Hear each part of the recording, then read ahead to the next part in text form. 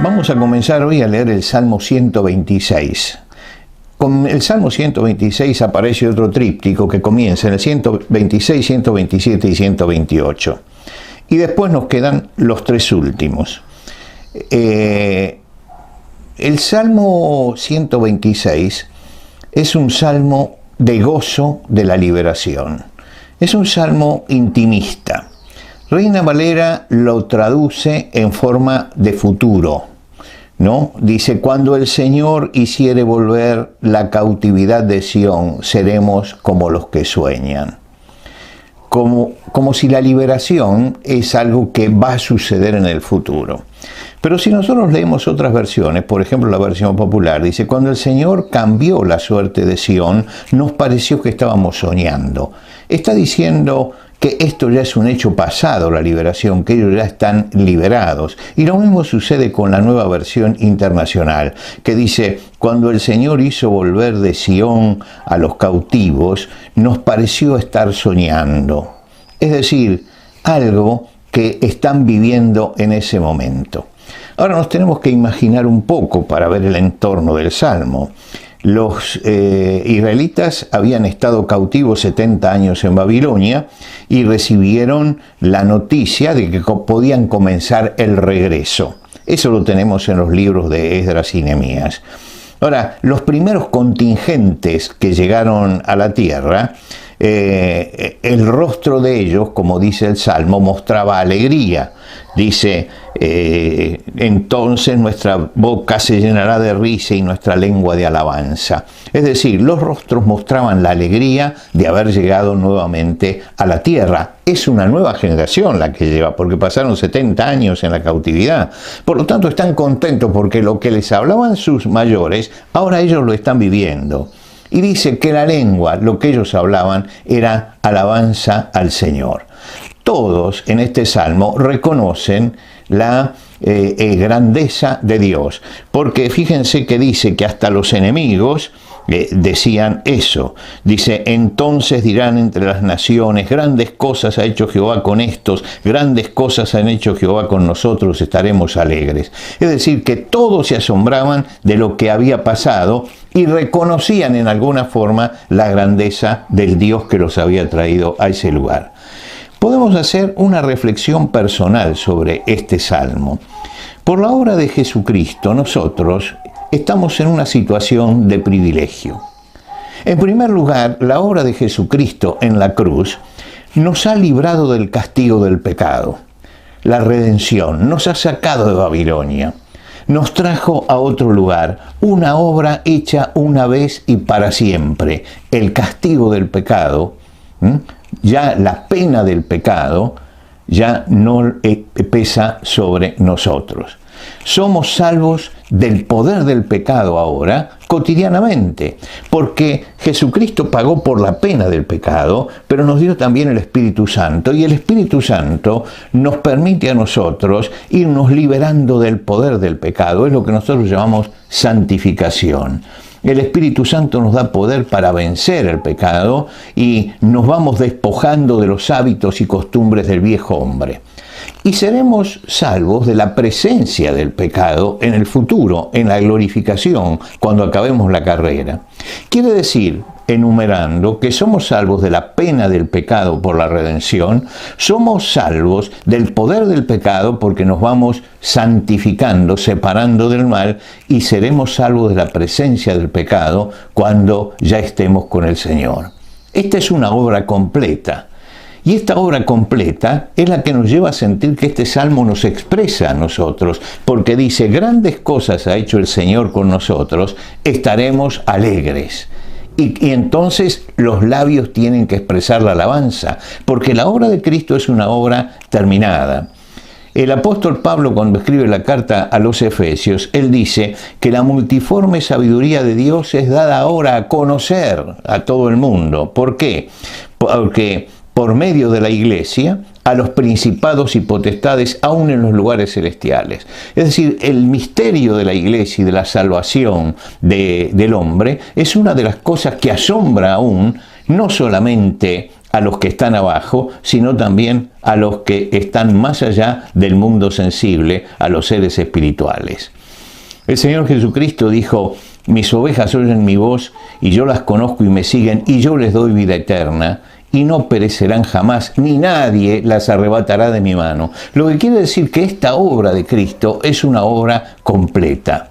El cristiano puede repetir los 3 primeros versículos de este salmo sin temor. Grandes cosas ha hecho el Señor con nosotros, estaremos alegres. Es decir, representa el gozo de la redención, el gozo de quien ha sido liberado. Ahora bien, en la segunda estrofa, que está en los versículos 4 y 5, nos encontramos con el anticlímax. Los versículos 4 y 5 dicen: haz volver nuestra cautividad, oh Jehová, como los arroyos del Negev.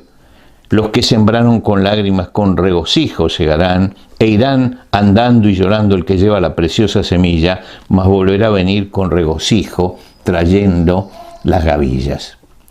Quiero decir que ahora nos está diciendo que todavía hay algunos que quedan allá, y que el Señor va a traer. Hizo volver nuestra cautividad, ahora nos va a hacer volver a los otros, a los que todavía están allá cautivos. La metáfora del cautiverio es interesante, porque dice: haz volver nuestra cautividad, oh Jehová, es decir, a los que quedan, ¿no? Como los arroyos del Negev.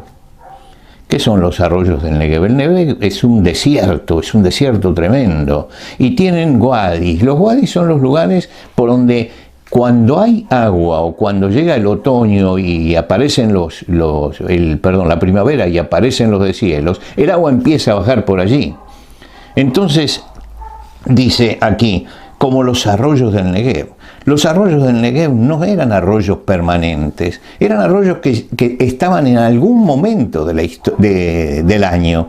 Después era un desierto total, y ellos sienten que esta liberación es como si en medio del desierto apareciera un torrente y está pidiendo eso, que los cautivos que todavía siguen cautivos esperan el torrente de la libertad que los traiga hacia la tierra prometida. Y la conclusión final del Salmo es: los que sembraron con lágrimas, con regocijo segarán. Irán andando y llorando el que lleva la preciosa semilla, mas volverá a venir con regocijo, trayendo las gavillas.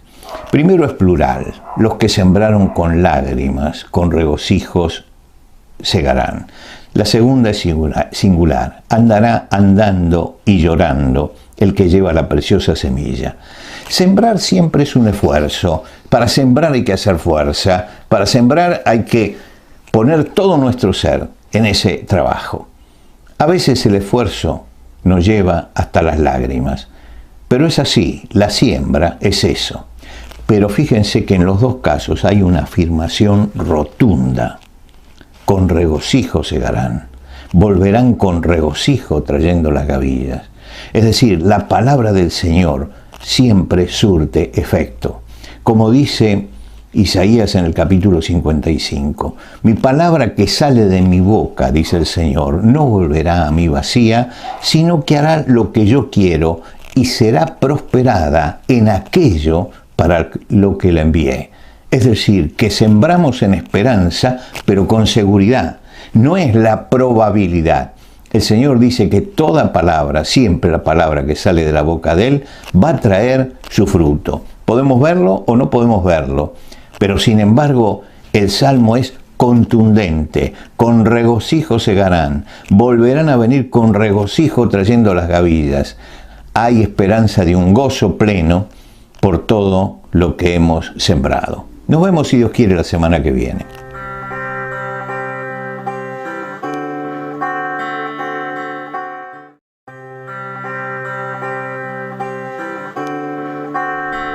Vamos a comenzar hoy con la lectura del Salmo 127. El Salmo 127 es un salmo didáctico, y lo que quiere enseñarnos el salmista es la necesidad que tenemos de la presencia de Dios en todos los trabajos que hacemos sobre la tierra. La vida tiene un propósito constructivo. Dios lo marcó desde el principio, que el hombre estaba para edificar, para construir, para sembrar, le dijo a Adán y Eva: creced y multiplicaos. Lo que quiere decir que ya desde el principio, biológicamente, Dios está marcando cuál es el propósito de la vida. En lo espiritual pasa lo mismo. Pablo siembra, Apolos riega, Dios da el crecimiento. Es decir, siempre está el hombre accionando y Dios ayudando y dando la parte fundamental desde atrás. El Salmo comienza diciendo: si Jehová no edificare la casa, en vano trabajan los que la edifican. La palabra casa tiene una doble o triple connotación. Puede referirse al templo posterior al de Salomón, al templo que construía Esdras y Nehemías, que puede ser que el Salmo sea de esa época y se esté hablando de esa casa. Puede ser la morada de cada uno, o puede ser también la familia, porque se habla, por ejemplo, de la casa de David por hablar de la familia de David. Sea cual sea el sentido de la palabra a casa, siempre el Salmo afirma que es necesaria la presencia activa de Dios para que las cosas salgan bien. Es una tarea colectiva construir, pero a la vez es individual. Y Dios tiene que estar con nosotros. Somos edificadores. Y somos edificadores siempre, porque no solamente edificamos una casa material, edificamos una familia, edificamos la vida de nuestros hijos, edificamos la iglesia del Señor, lo que quiere decir que la tarea edificadora es una tarea que está durante toda la vida. Nuestro compromiso cristiano no es solo usufructuar, sino aportar al esfuerzo presente. Comienza el Salmo diciendo: si Jehová no edificare la casa, en vano trabajan los que la edifican. Si Jehová no guardare la ciudad, en vano vela la guardia. La ciudad no es tarea ya de una persona, ya se está hablando de la sociedad. La ciudad seguramente era Jerusalén. Los viajeros llegaban a la ciudad de Jerusalén. David era el fundador, era el que había fundado allí la capital del reino y la capital de Israel. Mucha gente allí trabajaba en común y tenía que complementarse. Cada uno ponía su grano de arena.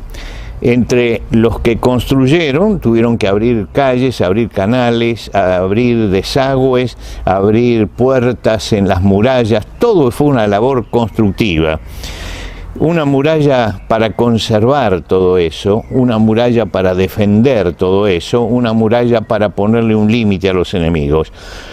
Y en esa muralla estaban los guardias también. Pero el Salmo dice: pero si el Señor no guarda la ciudad, en vano vela la guardia. Es decir, todo lo que construimos y todo lo que hicimos y todo lo que queremos defender será siempre en vano, por más que hayamos usado todos los recursos, si no es Dios el que está allí. El concepto es la premisa: si Jehová no está. Ese sí es el sí condicional que va a aparecer. Si Jehová no edificare la casa, en vano trabajan. Si Jehová no guardare la ciudad, en vano velan. Por demás es que se levanten. Es decir, nos está diciendo que el concurso real de Dios en las tareas que hacemos es importante para que las cosas lleguen a su fin. Fíjense, por ejemplo, en el Antiguo Testamento, en la llanura de Sinar, edificaban una torre, y una torre era un gran propósito. ¿Por qué fracasa? Porque Dios no edificaba con ellos. Y al no edificar con ellos, entonces se produce esa tensión que termina en Babel. Moisés, que había experimentado esto, él tiene una frase, un pedido a Dios, al principio, que nos muestra que había entendido esta lección. Él dice: si tu presencia no ha de ir conmigo, no voy a ir. Es decir, si la presencia de Dios no me acompaña, dice, no me saques de aquí. Había aprendido la lección. Sabía que toda obra necesita de la colaboración de Dios.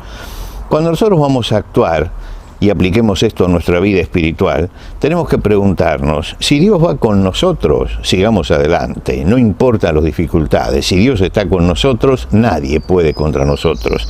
Pero si no va, abandonemos la tarea. Y esta es una de las cosas que tenemos que cerciorarnos en cada cosa que vamos a enfrentar en nuestra vida. La segunda parte del Salmo, que comienza en el versículo 3, ya se habla del que edifica una familia. Dice: he aquí herencia de Jehová son los hijos, cosa de estima el fruto del vientre. Fíjense que acá ya está hablando de la familia, del que está edificando una familia. Y dice algo que hay que subrayarlo en nuestra Biblia. Dice: herencia de Jehová son los hijos. Herencia. Es decir, que nosotros recibimos una herencia por voluntad del dador.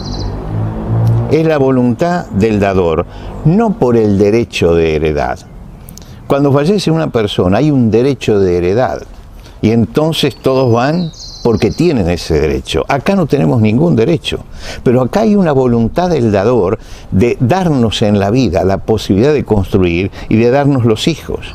Y por eso todos los hijos, vengan buscados o vengan accidentalmente, no interesa. Siempre es herencia de Dios y deben ser amados, deben ser aceptados y deben ser apreciados. ¿Por qué?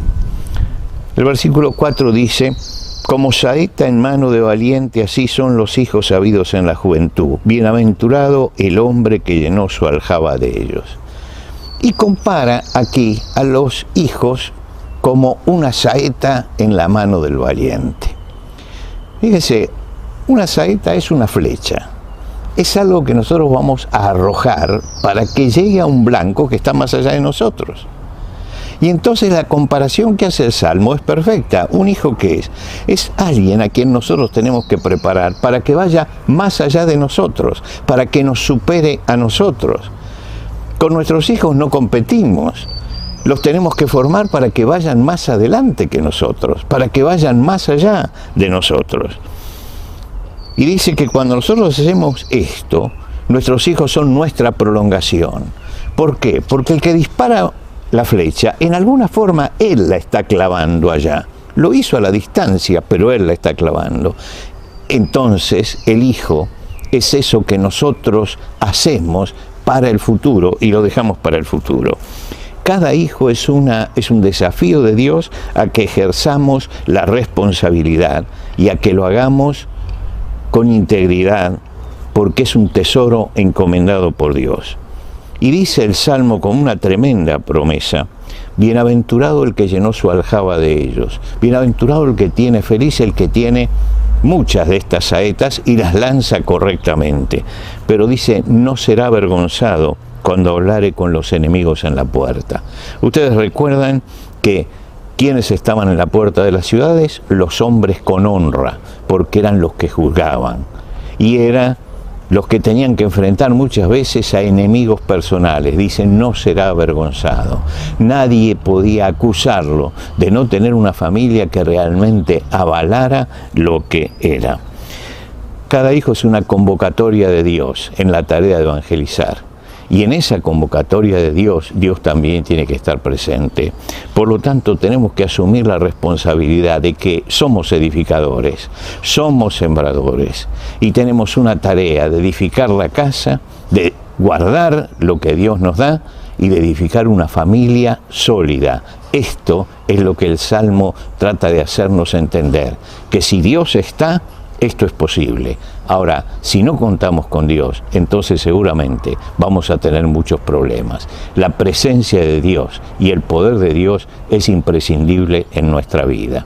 Seguimos, si Dios quiere, la semana que viene.